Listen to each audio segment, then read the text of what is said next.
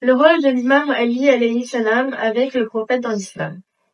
L'imam Ali ibn Abi Talib, 599-661, occupe une place centrale dans l'islam en raison de sa relation privilégiée avec le saint prophète Mohammed sallallahu alayhi wa sallam. Il est considéré comme son successeur légitime, le premier imam. Son rôle aux côtés du prophète est fondamental dans plusieurs aspects de l'histoire de l'islam, notamment dans la régulation, la défense de la religion et la transmission du savoir prophétique.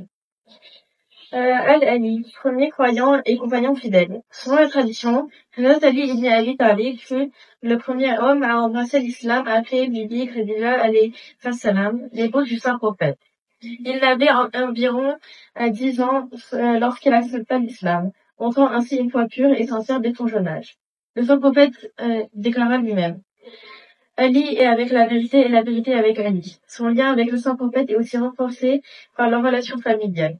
L'imam Ali alayhi salam était son cousin et devint son gendre en épousant sa fille, Bibi Fatima Zahra alayha salam. Dans cette union naquirent Hazrat Hassan et Hazrat Hussein, qui sont considérés comme les imams suivants.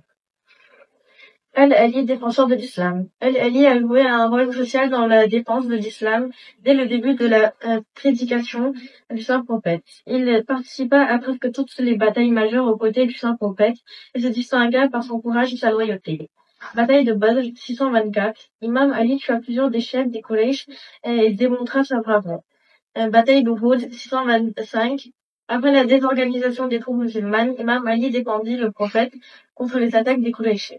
Bataille de Khandak 627, il affronta et tua Amr ibn Abd Wood, un guerrier redouté des Quraysh, assurant la victoire des musulmans. Conquête de Khaybar 628, il arracha la porte de la forteresse de Khaybar, un endroit qui a témoigné de sa force exceptionnelle et de sa foi inébranlable. Ces victoires militaires sont considérées comme des signes de la valeur et du statut spirituel unique d'Imam Ali. Imam Ali, successeur désigné par le prophète. L'un des événements les plus significatifs est celui de Ghadir Khoum, où le prophète Mohammed sallallahu alayhi wa sallam déclara devant une grande assemblée: Man kuntu mawla fa hadha mawla. Celui dont je suis le maître, Ali est ainsi son maître. Cette déclaration est interprétée comme une désignation claire d'Imam Ali alayhi salam en tant que successeur spirituel et politique du saint prophète. Cependant, après la mort du saint prophète, un différend éclata sur la question de la succession. Imam Ali, source du savoir et gardien de la révélation. Hazrat Ali était non seulement un guerrier et un chef, mais aussi un érudit et un maître spirituel.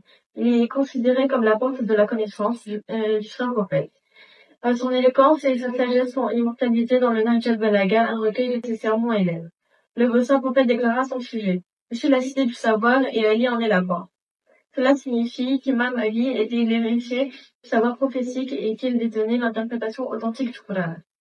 Conclusion. L'imam Ali est le successeur désigné du prophète Mohammed sallallahu alayhi wa sallam et son plus fidèle compagnon. Il fut un défenseur inébranlable de l'islam, un chef courageux et inestimable de savoir. Son rôle ne se limite pas seulement à son époque, mais continue d'influencer la théologie et la spiritualité à travers les siècles.